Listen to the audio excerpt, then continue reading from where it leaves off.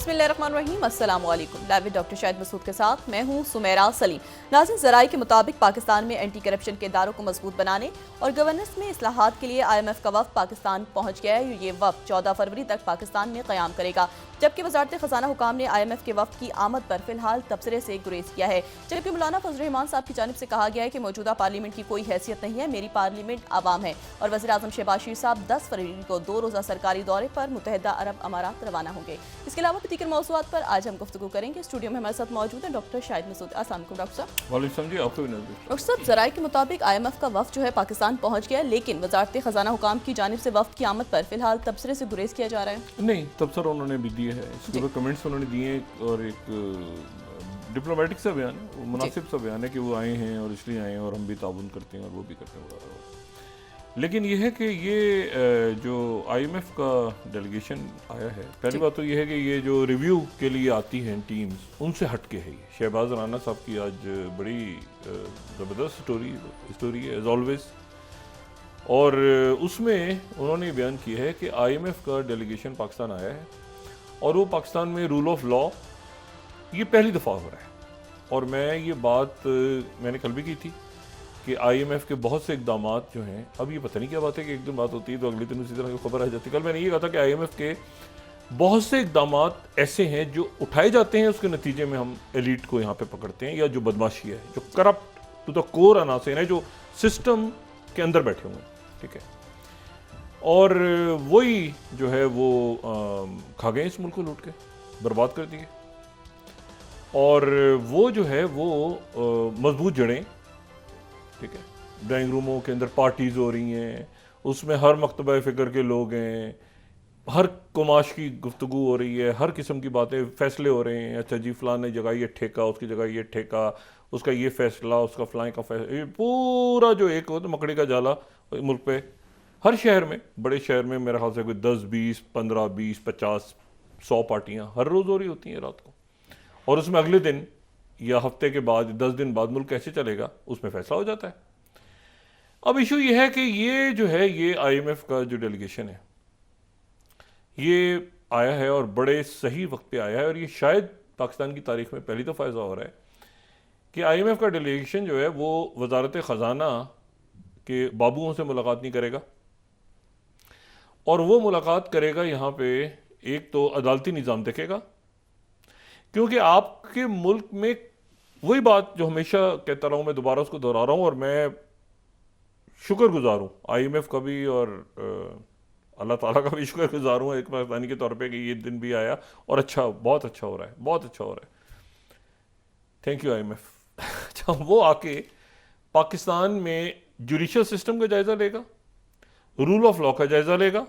तो जब rule of law और जुडिशरी, और आपने ये देखा हालात क्या हैं मुल्क में, जुडिशरी जो है, और ये भी उनसे गुजारिश है कि ज़रा सिर्फ सुपीरियर जुडिशरी ना देखें, नीचे तक देखें, क्योंकि करप्शन जो फैलाव है वो तो ये है कि जो बड़े बड़े मगरमच्छ हैं वो तो निकल जाते हैं, और छोटे छोटे जो लोग हैं जो यानी ये नहीं कि मैं उनको कोई ये कह रहा हूँ कि वो सही करते हैं, लेकिन जो अरब खरबपति हैं वो तो उनके लिए तो इश्यू कुछ नहीं, वो तो अपना फेंकते हैं मुँह से निकाल के, जैसे होता है ना कि आप किसी होटल में जाएं या कहीं और जाके हड्डी फेंकते हैं तो जानवर आ जाते हैं खाने, इसी तरह वो उसी तरह इंसान को समझते हैं इस मुल्क में। तो ये IMF का जो डेलीगेशन है, ये शहबाज राना साहब की जो स्टोरी है, अगर हम उसको दिखाएं यहाँ पे, तो उसमें जो है वो यहाँ पे मिलेगा मुख्तलिफ वफूद से, जुडिशरी का जायज़ा लेगा, रूल ऑफ लॉ देखेगा, ह्यूमन राइट्स को भी साथ ही आ जाएंगे दरमियान में, साथ ही वो ये है कि नैब के हुक्म से भी मिलेगा।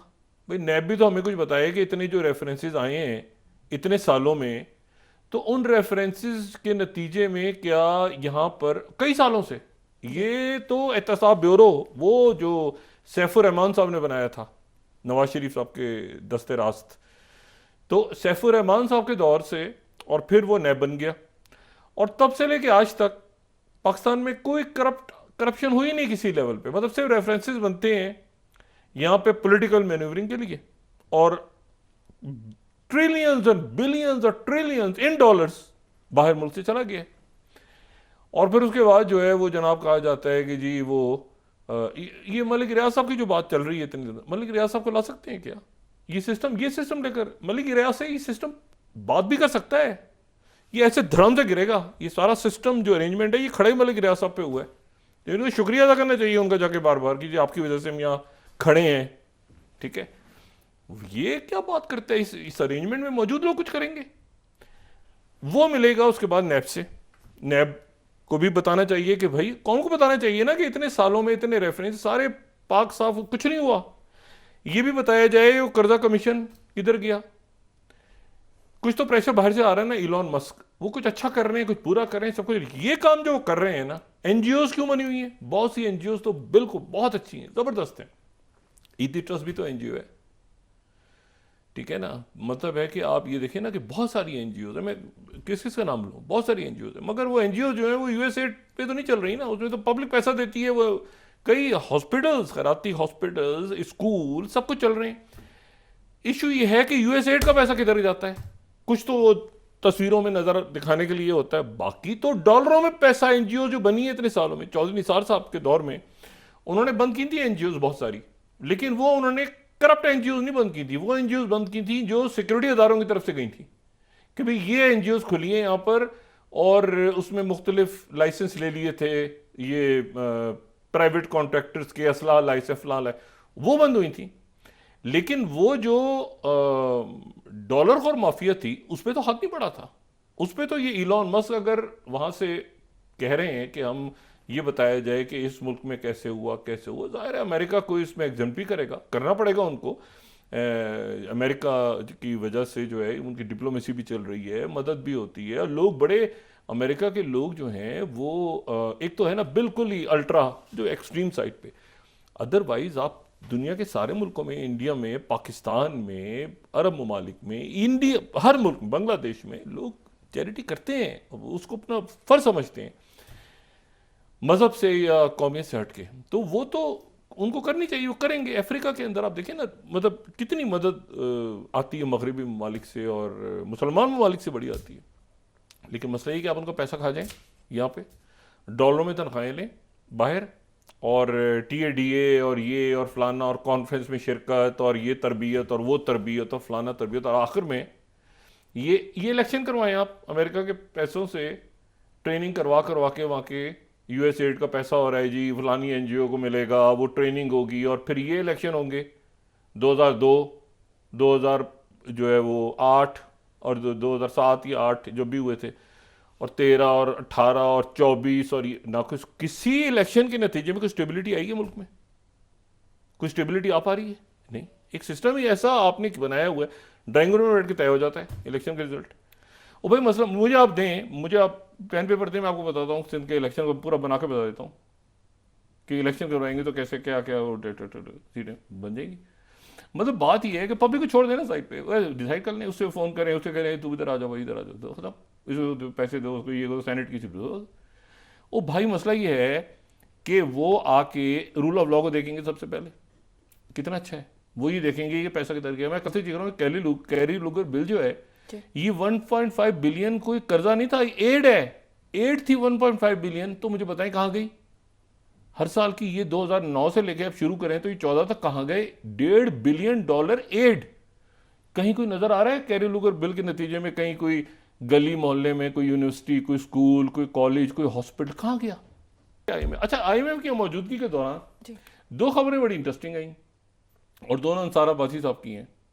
एक उनकी खबर ही आई अंसार अब्बासी साहब की, और वो जो है वो आई कि जो सिंध की ज़मीनें हैं वो ये कह रहे हैं कि कराची की जो जंग अखबार में फ्रंट लीड छपी हुई थी कि वो कराची की बंदरगाहें, अरबों की अराजी पे कब्जा, पोर्ट कासिम की इतनी एकड़ पे तजावुजात, ये वो सियासतदान दीगर मुलविस। तो भाई इसका क्या करना है? सिंध हुकूमत, सियासतदान और इसका क्या करना है भाई? अंसार अब्बासी साहब की ये बैनर लीड जंग में छपी हुई है, ये इनकी मौजूदगी में ही आई है।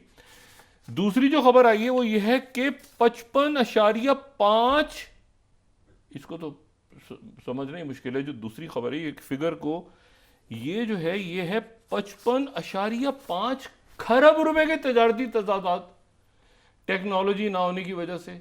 और ये कहां गया भाई पैसा? 55.5 खरब, ट्रिलियन। अब बात ये है सारी कि ये पैसा, ये सारी हर जगह पर, और होता क्या आखिर में, वो जी ऐसा है कि बजट आए तो आईएमएफ को उनके कहने के ऊपर जो है ना, वो गरीबों के ऊपर जो है वो बिजली की कीमत बढ़ा दी जाएगी और आपके ऊपर टैक्स आयद कर दिए जाएंगे और ये कर दिए। टैक्स नेट में आना चाहिए, मगर मसला ये कि जब तक आप करप्ट नासिर को नहीं पकड़ेंगे, आप, जो हमेशा कहता हूं कि आप इसमें मतलब कुएं के अंदर से आप कुएं में जितना मर्जी पानी निकाल लें, जब तक वो करप्शन वाला जानवर पड़ा है ना, आप इस मुल्क की मईशत को ठीक नहीं कर सकते। एक दफ़ा हाथ डालें इन पे, आप देखें मुल्क आगे कैसे निकलता है।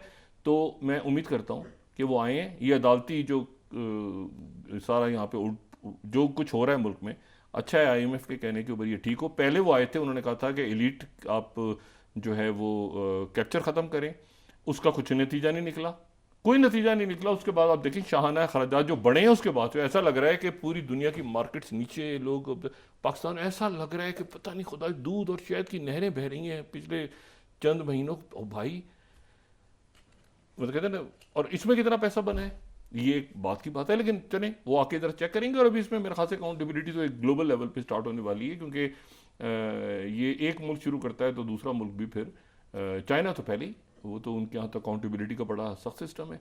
अमेरिका भी अभी बात कर रहा है, तो बहुत अच्छा है, बहुत अच्छा है। और मुल्क इसी तरह से होना चाहिए। कुछ जगह ऐसी हैं जहाँ पे ज़रूरी है यूएसएड, कुछ ऐसी है जिसमें जो है वो मेगा करप्शन, एनजीओज, और बहुत बहुत यहाँ पे जो है ना लूट मार मची है। 12 अच्छा, अब तो आ जाए इस पे। दूसरी जो बात है वो ये है कि खित्ते के अंदर बड़े हालात तेजी के साथ तब्दील हो रहे हैं, तेजी के साथ। अब मैं रोज ही बात कहता हूँ, लेकिन कहता इसलिए हूँ कि वाकई हो रहे हैं। डोनाल्ड ट्रंप साहब की पहली स्लाइड देखें। डोनाल्ड ट्रंप साहब ने एक साहब को ट्वीट किया है, ये एक्स पे मैसेज डाला है, और वो उसका इख्तिताम उन्होंने किया है, you are fired, you are fired. और ये जो है, ये फर्स्ट अगर हम दिखा सकें स्लाइड, वो कहने तुम्हारी कोई जरूरत नहीं है कि तुम तक जो है वो क्लासिफाइड इंफॉर्मेशन पहुंचे।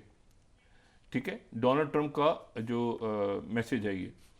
उसके बाद वो कहते हैं इसीलिए हम तुम्हारी सारी सिक्योरिटी, अभी किसको मुखातिब कर रहे हैं? प्रेसिडेंट बाइडेन को।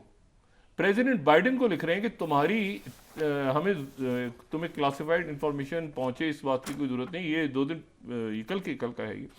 लेकिन ये है कि इसकी लास्ट लाइन देखें, I will always protect our national security, Joe Biden, you are fired, make America great again, you are fired. अच्छा, ये उन तक इंफॉर्मेशन, जो क्लासिफाइड इंफॉर्मेशन ब्रीफिंग्स होती थी, वो ख़त्म कर दी। साथ ही जो आज उसके बाद के वाक़यात हैं, उन्होंने एंथनी ब्लिंकन, ये सेक्रेटरी खारजा, उनकी भी तमाम उनको महदूद कर दिया है। यानी उन तक क्लासिफाइड इंफॉर्मेशन भी नहीं जा रही और निगरानी भी हो रही है। और मेरे ख्याल से उनकी लैपटॉप्स वगैरह, ये वो सारे मामलात, उनका क्या हिसाब किताब रहा है, वो भी शुरू हो गया।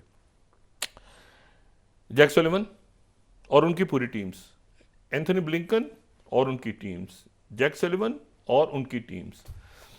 और इसमें मेरा ख्याल है कि अगले 24-48 घंटों में, या ऑलरेडी शायद किसी भी वक्त, बाइडेन, वाइट हाउस का सारा शुरू हो गया। और इसमें हिलरी क्लिंटन, ओबामा और इस दौर के सारे जो लोग हैं, जो कि 2008 ऑनवर्ड्स, जो मैंने आपसे कहा था ना कि पॉलिटिको को भी मीडिया वो उठाया है उन्होंने उस वक्त से, क्योंकि उससे पहले बुश थे, हो सकता है बुश दौर के भी उठा लें। जो है इनका कोई, इनको पता है कि ये रिपब्लिकन्स के अंदर भी तो काफ़ी चटाक पटाक हो रही है ना, तो ये इसको किसी केयर नहीं करेगा प्रेसिडेंट ट्रंप के, इसमें कोई रिपब्लिकन आ रहा है बुश दौर का या पिछले दौर का या मौजूदा दौर का, वो जा रहा है जहाँ पर उसको जाना है। ठीक है, वो president Trump is doing well. कुछ इकदाम हैं जो बिल्कुल ठीक हैं प्रेसिडेंट ट्रंप के।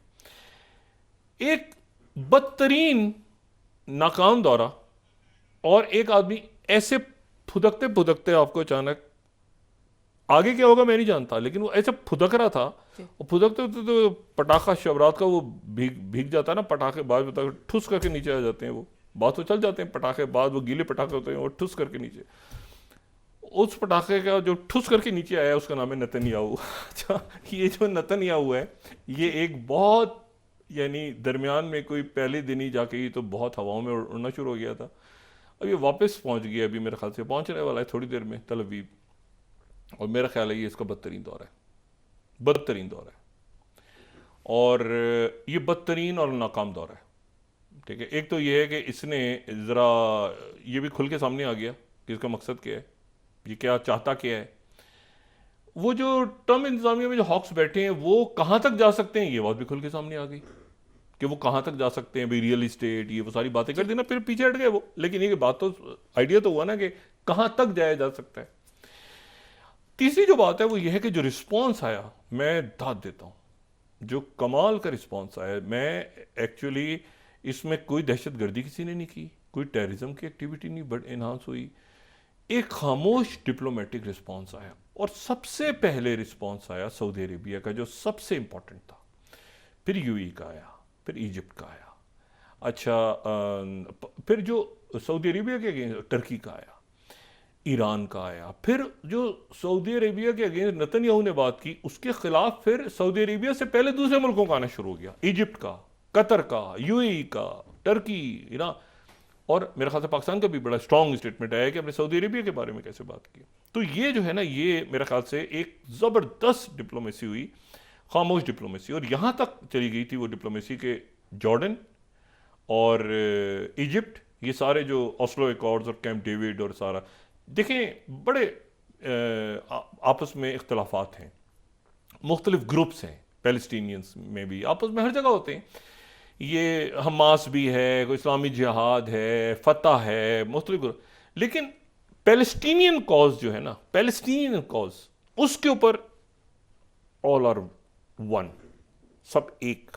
ठीक है, स्पेशली ख़ास तौर पे जब हमास और फतह के दरमियान ये तय हो गया था मामला कि 2 स्टेट पे, हमास भी एग्री कर गई थी इस्माइल हानिया शहीद के दौर में, और साथ ही फतह भी डील कर गई थी 2 स्टेट। और दूसरा जो तारीखी मामला हुआ वो ईरान और सऊदी अरब के दरमियान जो 2023 में सुलह हुई। उससे पहले ये था कि सेक्टेरियन झगड़े करवा दें, फलां करवा दें, दिमाग में वो चलता रहता था।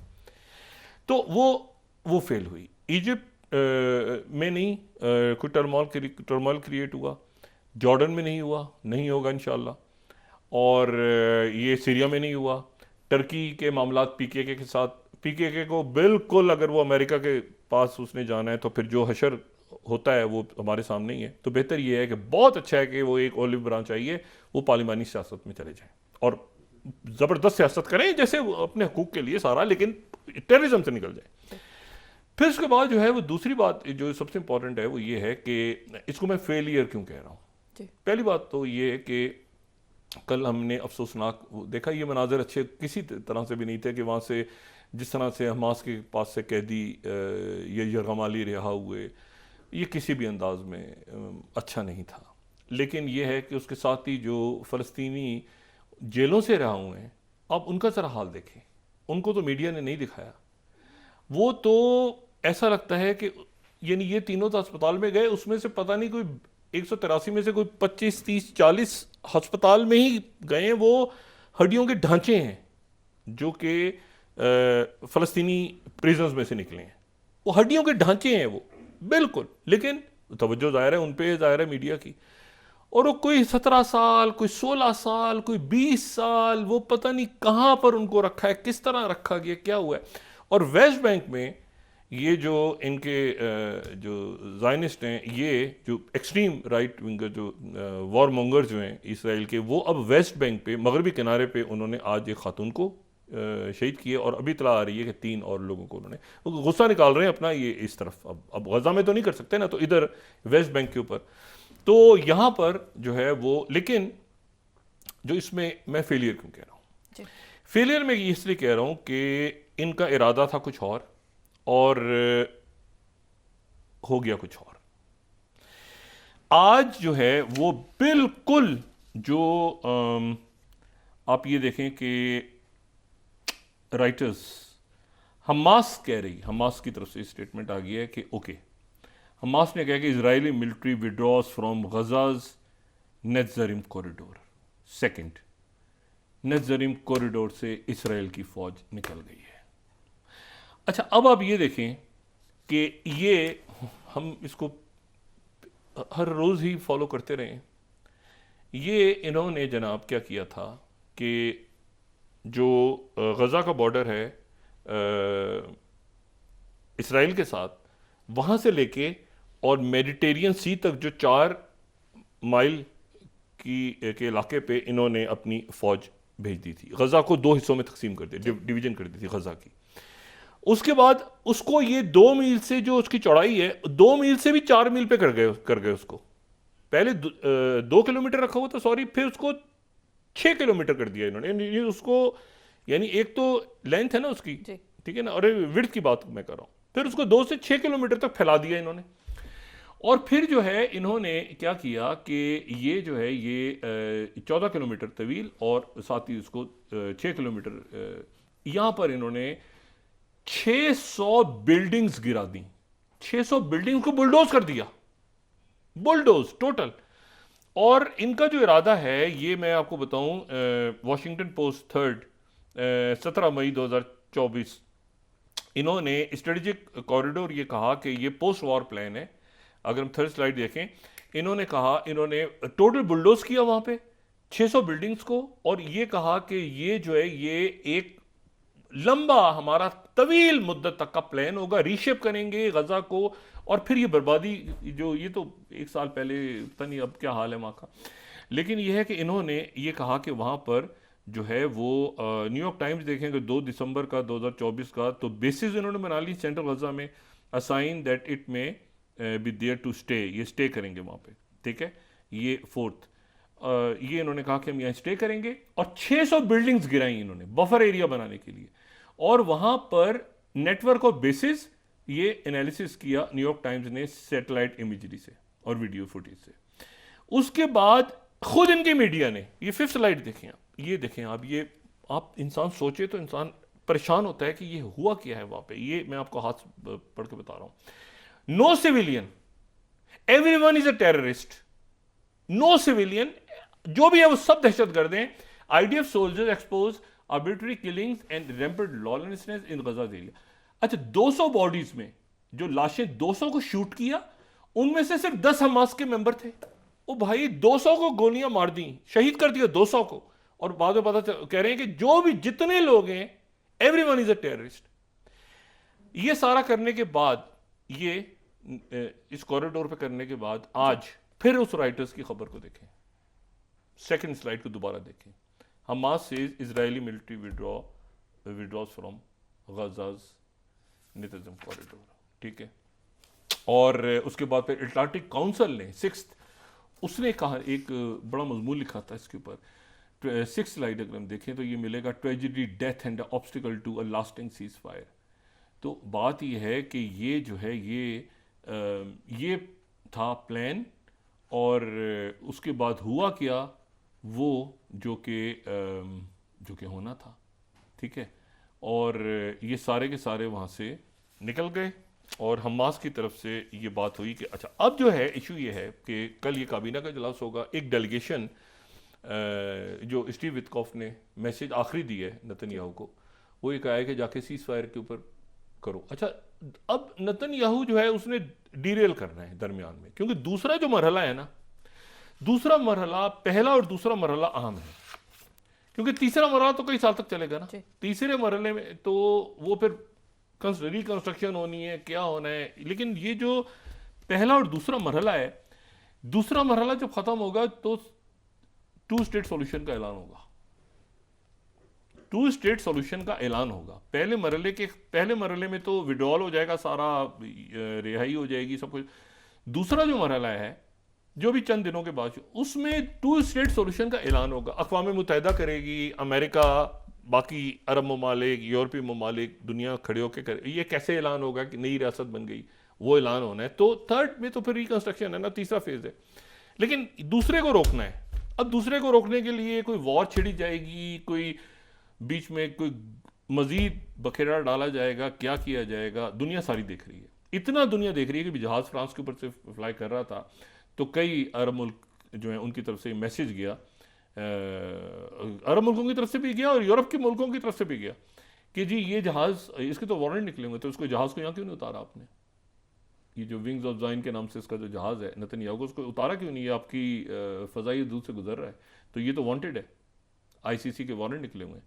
तो इसको आपने उतारा क्यों नहीं? यानी यहाँ तक दुनिया इस वक्त अलर्ट है कि नेतन्याहू बीच में क्या गड़बड़ करता है, क्या करता है। फेलियर, तो दूसरा फेलियर ये हुआ कि ये सारा मंजूर हो गया। तीसरा ये है कि वो वहाँ पर पहुँच गए, डेलीगेशन पहुँच गए सेकेंड राउंड के ऊपर गुफ्तगू के लिए, ठीक है। तीसरा कौन सा इशू है जहाँ पर फेलियर हुआ?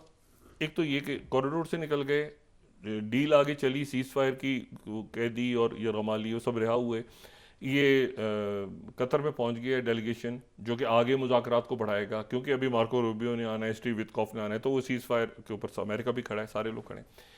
उसके बाद एक बात और बड़ी अजीब हुई, इंटरेस्टिंग। न्यूयॉर्क पोस्ट को कल एक इंटरव्यू दिया। न्यूयॉर्क पोस्ट के लोगों ने एक दिन गुजारा है प्रेसिडेंट ट्रंप के साथ, और इस दौरान बड़ी लंबी उनकी बातचीत हुई है प्रेसिडेंट ट्रंप से। तो न्यूयॉर्क पोस्ट को उन्होंने इंटरव्यू में कहा है कि ईरान से मैं डील चाहता हूँ, बॉम्बिंग नहीं चाहता, ईरान पे हमला नहीं करना चाहता, मैं तो ईरान से न्यूक्लियर डील चाहता हूँ। तीसरी जो बात है वो ये है कि ये $7 बिलियन मिल रहे हैं। मैं देखें, $7 बिलियन इनको मिल रहे हैं। मैं वक्फे में जाने से पहले 9 स्लाइड अगर दिखाऊं, US approve sale of 20 billion weapons, अगस्त में तो 20 बिलियन हुए थे। उसके बाद ये हुआ, ये मैं 9th भी दिखा रहा हूँ और एपी भी दिखा रहा हूँ, तो ये जो है ये तो हुए थे 20 बिलियन, वो उसके बाद रोक दिए थे, शायद ट्रंप ने ऊपर नीचे कर दिए थे, क्या हुआ था खुदा। फिर उसके बाद ये मैं आपको दिखा रहा हूँ, ये 14 अगस्त का है, ये 14 मई को 1 बिलियन ये बाइडेन इंतजामिया के दौर में हुआ था। अच्छा, वो जो 20-20 बिलियन थे वो पता नहीं किधर हैं, तो ये अभी US approve military sale of 7 billion, तो वो 20 बिलियन रुक गए हैं शायद, और ये 7 बिलियन मिले हैं जो अल अरबिया कोट कर रहा है 11th के 7.4 बिलियन। वो बाइडेन ने तो इनको 20 बिलियन देने को कहा था, तो ये तो 7 बिलियन पे आ गए हैं। तो ये क्या है, ये क्या हुआ है? कटौती हो गई है, पैसा कट गया है, क्या हुआ है? असला यानी तो बड़ा बढ़ा चढ़ा के बता रहे हैं ना 7 बिलियन।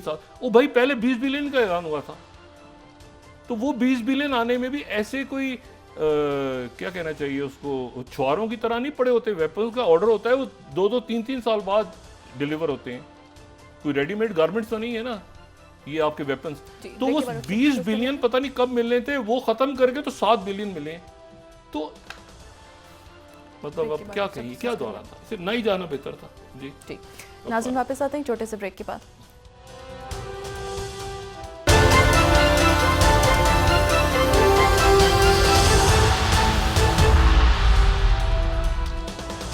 डॉक्टर साहब, वज़ीर-ए-आज़म शहबाज शरीफ साहब भी 2 रोज़ा सरकारी दौरे पर मुत्तहिदा अरब अमारात रवाना होंगे। वहाँ पे समिट हो रही है वर्ल्ड समिट, तो उसमें शिरकत करेंगे, और मेरे ख्याल से बाकी भी काफ़ी वहाँ पे दुनिया के इम्पोर्टेंट पर्सनैलिटीज आ रही हैं। लेकिन ये है कि ये जो ये हफ्ता है जिसमें पता चलेगा कि IMF का डेलीगेशन 14 तारीख तक है, तो यहाँ से क्या उनको रिपोर्ट जाती हैं, ये अदालतें अपने आप को, अपने मसाइल को हल करें, जज साहिबान ये आ कैसे रहे हैं, कैसे सब ह्यूमन राइट्स के क्या हालात हैं पाकिस्तान में। और करप्शन सबसे अहम मामला तो ये है कि ये सारा जो भी कुछ हो रहा है इसके पीछे तो एक करप्शन और मेगा करप्शन है ना। वहाँ देखें ना, ट्रंप ने आते ही सबसे पहले उसने करप्शन और ये शुरू कर दिया कि भाई ये, तो हर मुल्क जो है वो अपने मफादात को देखता है और उसके मुताबिक फैसला करता है। और हमारे यहाँ तो करप्शन लीगलाइज हो गई हुई है ना काफ़ी अरसे से, करप्शन पर कोई आप बात ही नहीं कर सकते। ये पहली दफ़ा स्टोरीज आई हैं अंसार अब्बासी साहब की काफ़ी अरसे के बाद, हालांकि उनकी बड़ी ज़बरदस्त, उनकी और उनकी पूरी टीम और बेशुमार दूसरे जो साहिबान हैं उनकी बड़ी ज़बरदस्त स्टोरीज आई हैं। तो अब देखते हैं ये कि ये कहाँ तक मामला आगे लेके जाते हैं। और अच्छा है कि रिफॉर्म्स की बात भी करें, और उसके नतीजे में कर्जा कमीशन, कर्जा कितना कर्जा खा गए हैं ऊपर, और आवाम को बताते रहते हैं कि इतना कर्जा है, इतना कर्जा है, तो उसकी किस्तें अदा करने के लिए जो है इतना आपके ऊपर बोझ डाला जा रहा है। तो अच्छा, इसी बहाने ज़रा ये सारा सिलसिला हमारे सामने आएगा। दूसरी जो बात है वो ये है कि जो इलॉन मस्क की जो टीम है, ये कोर्ट ने तो कहा ना कि रुक जाओ अभी और लोगों को फायर ना करो, ये ना करो, तक जो है वो उनकी पहुंच रोक दी है, लेकिन उनकी टीम्स अंदर गई हुई हैं। मतलब है कि वो अपना काम कर रही हैं, उसके बाद वो जजेस के ऊपर क्या बात करते हैं क्या नहीं करते, क्या वो बात की बात है सारी। लेकिन उनकी जो टीम है वो बड़ी इंटरेस्टिंग, 30 के करीब उसमें लोग हैं, और वो ज़बरदस्त किस्म के, आप समझिए सिलिकॉन वैली से उनके दोस्त अहबाब हैं। टॉम क्रॉज हैं जो कि CEO हैं क्लाउड सॉफ्टवेयर के, 30 के करीब उसमें यंग इंजीनियर्स हैं, उसमें जो है वो यंग मिडल एज, लेकिन सारे वो हैं जो कोई कोर्ट क्रैक कर रहा है, कोई व्हाट्सएप खोल रहा है, कोई कुछ कर रहा है, कोई मतलब सारा वो उन्होंने निज़ाम संभाला हुआ है। एक वहाँ पे जो बड़ी इंपॉर्टेंट पर्सनैलिटी है वो एमेंडा स्केल्स हैं। एमेंडा स्केल्स ये एक्स जो है ट्विटर उससे ही वाबस्ता रही हैं, वो उनके साथ काम कर रही हैं। और ये जो DOJ की टीम है खामोशी से जो कार्रवाई कर रही है अंदर, और रिकार्डो बियासिनी हैं जो टेस्ला में और बोरिंग कंपनी में काम करते रहे हैं। उसके बाद थॉमस शेड हैं, ये भी काम कर रहे हैं और ये टेस्ला के सॉफ्टवेयर इंजीनियर हैं। और ये general services administration technology transformation services unit में अब जो है ये कंपनी उसमें ही काम कर रहे हैं, जो कि हुकूमत के लिए टेक डेवलप करती है। अच्छा, मार्को एलिस काफ़ी ज़बरदस्त इनका नाम आ रहा है। ये अभी यूनिवर्सिटी से इन्होंने ग्रेजुएशन की है और ये स्पेस एक्स में और एक्स में काम कर रहे हैं। और ये जो हैं ये वहाँ पे बहुत ज़्यादा एक्टिव है। ये 30 की टीम है जो वहाँ पे कोर्स को क्रैक कर रही है, ये जायज़ा ले रही है सारा करप्शन आगे पीछे। ये टीम पूरी DOJ की टीम है। इसी दौरान जो है वो इजिप्ट के फॉरेन मिनिस्टर जो हैं वो वाशिंगटन, किंग अब्दुल्ला वाशिंगटन पहुंच रहे हैं इसी अगले एक आध दिन में। और वहाँ से उनके वाइस प्रेसिडेंट DJ वैंस वो इधर आ रहे हैं। अच्छा, ट्रंप ने जो न्यूयॉर्क पोस्ट के साथ दिन गुजारा ना, तो तमाम न्यूयॉर्क पोस्ट ने कवर किया हुआ है कि क्या क्या बातें, उसमें बहुत सारी बातें की उन्होंने। तो ये कि ईरान के साथ मैं चाहता हूँ डील हो जाए, ये वो सारी। दूसरी जो इंपॉर्टेंट बात, मैंने कहा मेरी पुतिन से बातचीत हो रही है और पुतिन से मेरा बिल्कुल रब्ता है, बराह रास्त रब्ता है। अच्छा, ये जो यानी डायरेक्ट, ये नहीं कि किसी के थ्रू, डायरेक्ट मेरे फ़ोन पे पुतिन से बात होती है। और पुतिन जो, अच्छा इसके ऊपर जो है ये तो बात उन्होंने कह दी कि, अच्छा ये न्यूयॉर्क पोस्ट 20 स्लाइड हम देखें ना, ट्रंप रिवील्स के he spoken with Putin by phone, says कि Russian president wants to see people stop dying in Ukraine war. कि वो पुतिन ने उनसे कहा कि जो है वो लोगों को मरता हुआ नहीं देखना चाहते यूक्रेन वॉर में। अच्छा, फिर ज़ेलेंस्की ऊपर जाता था, फिर ठुस। कल ये उन्होंने कहा कि मैं ज़ेलेंस्की को बुलाऊंगा, अभी तक ज़ेलेंस्की इंतजार कर रहे हैं, कोई डेट ही नहीं आई अगले हफ्ते का कि कोई वहाँ पर अभी ज़ेलेंस्की के साथ मुलाकात तय नहीं हुई है। हो सकता है कल तक हो जाए, परसों तक हो जाए। कल तो कहा था प्रेसिडेंट ट्रंप ने कि मैं मिलना चाहता हूँ, ज़ेलेंस्की ने कहा था मैं डील ऑफर करता हूँ रेयर अर्थ मिनरल वाली। तो ये जो है, अच्छा वहाँ से जो रिस्पॉन्स आया है, क्योंकि बहुत बड़ी बात कर दी, तो उनकी तरफ से जो रिस्पॉन्स आया है वो जो तास की तरफ से वही आया है कि जी, यानी खुद तास जो उनकी ऑफिशियल न्यूज़ एजेंसी है वो ये कह रही है कि क्रेमलिन इस पर चुप है 39th। ये मुझे बिल्कुल समझ नहीं आया कि ये क्या मौक़िफ़ है। यानी 39th रशियंस का मौक़िफ़ अजीब मौक़िफ़ है। वो कह रहे हैं 39 स्लाइड में तास वाले कि Kremlin mum on publications about contact between Putin and Trump. ओ भाई, कोई दूसरा कहे तो अच्छा ही, रशियन खुद कह रहे हैं कि क्रेमलिन चुप है। हमने पूछा लेकिन खामोशी इख्तियार की। पुरस्कारियत सब लोग के भाई कि डायरेक्ट बात हो रही है, क्या हो रहा है, कैसे, कितनी दफ़ा हुई है, क्या हुआ बीच में, ज़ेलेंस्की साहब फिर इंतजार करें। दूसरा तो ये यहाँ पे अब देखना ये, लेकिन अलर्ट सब है ये वेस्ट एशिया दुनिया में कि ये नेतन्याहू बीच में पूरी कोशिश करेगा कि सीज़ फायर ख़राब हो और कहीं सेक्टेरियन, कहीं कोई और गड़बड़ हो बीच में, और वो लड़वाने की कोशिश करेंगे लोग। तो सब अलर्ट हैं इस वक्त।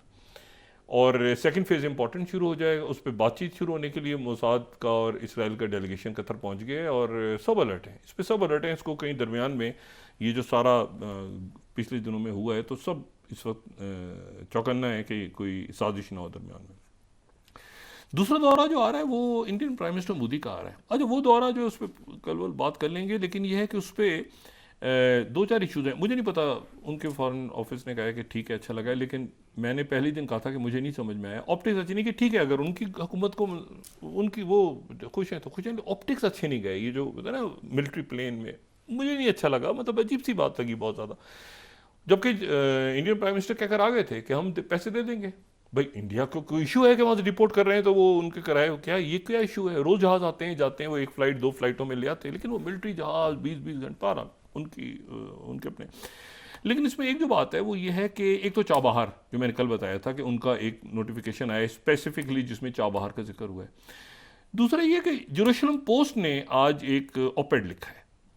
अच्छा, वो जेरूसलम पोस्ट ये कह रहा है इसमें, और अब इसमें देखना ये है कि अब क्या आगे बात होती है। जेरूसलम पोस्ट को अगर हम दिखा सकें कहीं पे, मैं उनका नंबर मेरे सामने नहीं है स्लाइड का। जेरूसलम पोस्ट अपने ऑपेड में कह रहा है कि जो इंडिया है, इंडियन प्राइम मिनिस्टर मोदी और प्रेसिडेंट ट्रंप के दरमियान जो मुलाकात हो रही है उसमें हमें नज़र रखनी होगी, उसमें हमें नज़र रखनी होगी। Here's why Israel should care about Modi Trump meeting. Their partnership also extends to critical infrastructure initiative, most notably the India Middle East Europe Economic Corridor (IMEC). और IMEC जो है एक ट्रेड रूट से ज़्यादा है क्योंकि ये स्ट्रेटेजिक काउंटरवेट है against belt and road initiative. जिस दिन ये IMEC अनाउंस हुआ था ना, पहली मेरी इसके ऊपर तबसरा ये था कि ये ट्रक की बत्ती है, बहुत बड़ी ट्रक की बत्ती है। उसकी वजह यह है कि एक तो ऑलरेडी टर्की और बाकी मुल्क एक मुतबादिल रास्ता डिज़ाइन कर चुके हैं, पहली बात। दूसरी बात यह है कि ये इस जेरूसलम पोस्ट को शायद ये भूल गए हैं बात करना, और मुझे नहीं पता ये क्या, कि ये जाएंगे, अगर आप इसको देखें तो ये जाएंगे यूएई से जाएंगे सऊदी अरेबिया बाय रोड, उसके बाद जाएंगे इस जॉर्डन, ये जॉर्डन से गुजरेगा इसराइल जाने के लिए। भाई ये किस ज़माने, वो भाई ये बना था उस वक्त, ये 7 अक्टूबर से पहले का प्लान है। अब वो चूंकि चाबार पे हो गया तो वो नॉर्थ साउथ वाला मसला खड़ा हो रहा है, जाहिर है। लेकिन ये जो है, अच्छा उन्होंने कह दिया बनाओ, तो इसको कौन बनाएगा इस वक्त? इसराइल जाने के लिए सऊदी अरेबिया की सरजमीन से और जॉर्डन की सरजमीन से इसराइल के लिए इन हालात में, ठीक है। और यहाँ से वो होती। अब मैं इस पर कोई बात नहीं करना चाह रहा, मुझे नहीं पता कि जेरूसलम पोस्ट ने ये क्या ट्रक की बत्ती यहाँ पे छिड़ी है, और ये जो है ये, लेकिन ये दौरा बहरहाल इम्पोर्टेंट है। इसमें देखना, मैं सिर्फ ये देखूंगा कि क्या, जैसे नेतन्याहू के साथ खड़े होकर प्रेसिडेंट ट्रंप ने कहा ना कि तुम बोलो ना, तुम बात करो ना, बेबी तो यू टॉक, तो वहाँ पे सवाल हो और सवाल होने शुरू हो जाएं और ये कहें कि प्राइम मिनिस्टर मोदी आप बोलें, चाइना के बारे में तो आप बोलें, क्या करेंगे तो आप बोलें, ये करेंगे तो वहाँ पर अगर चाइना के अगेंस्ट बात करवाई, वहाँ पर चाइना के अगेंस्ट, देखें ये जो क्वाड की बात हुई थी ना, इसके बारे में बड़ी क्लैरिटी थी जब ये स्टार्ट होता कि ये कोई मिलिट्री अलायंस नहीं है, किसी मुल्क के खिलाफ नहीं है, ना प्रेसिडेंट ट्रंप ने कभी बात की थी ना ये, या तो अगर कोई ऐसी बात होती है ना जो चाइना को प्रोवोक करवाते हैं, क्योंकि इंडिया और चाइना के ताल्लुकात ज़रा बेहतर हुए पिछले दिनों। अब मैं इस पर नहीं जानता, और ये इंतहाई अनप्रेडिक्टेबल बात है कि वो वहाँ पर क्या खुद बात करते हैं प्रेसिडेंट ट्रंप, या वो प्राइम मिनिस्टर मोदी से बात करवाते हैं, जिस तरह उन्होंने नेतन्याहू से बात करवाई। और आखिर में नेतन्याहू जो है वो मतलब है कि पूरी दुनिया इसराइल के पीछे, ठीक है, अमेरिका के पीछे तो कम, इसराइल के पीछे ज़्यादा, ठीक है ना, कि और ये ग्रेटर इसराइल और फलान। तो बात यह है कि ये कई हवालों से इम्पोर्टेंट है, वेपन्स और ये असलहा और ये करो, और वो कहते हैं रशिया को, भाई आप रशिया से बात कर रहे हैं खुद प्रेसिडेंट ट्रंप, और वो कह रहे हैं दूसरे मुल्कों से रशिया से ट्रेड ना करो, ये बड़ी अजीब सी बात है। इसी तरह ईरान से वो खुद बात कर रहे हैं, लेकिन वो चाबहार का मामला। इसी तरह से वो जो है वो यानी ये 2 स्टेट सोल्यूशन और ये सारा पता है उनको। मशरिक़ वुस्ता के हालात में तो तसव्वुर भी नहीं आप कर सकते ना कि वहाँ जाके आप कहें इसराइल सामान जा रहा है, इसराइल के लिए जनाब यहाँ पे। और आप देखें बीच में जब ये हुतीस के पास कभी फिलिपिनों के लोग हत्थे लग गए, कभी अभी थाई बाशिंदे छोड़े बीच में, तो ये मुझे नहीं पता कि बीच में वो जो अदानी ग्रुप का प्रोजेक्ट है ना, अल्टीमेटली तो हैफा तक पहुँचना है।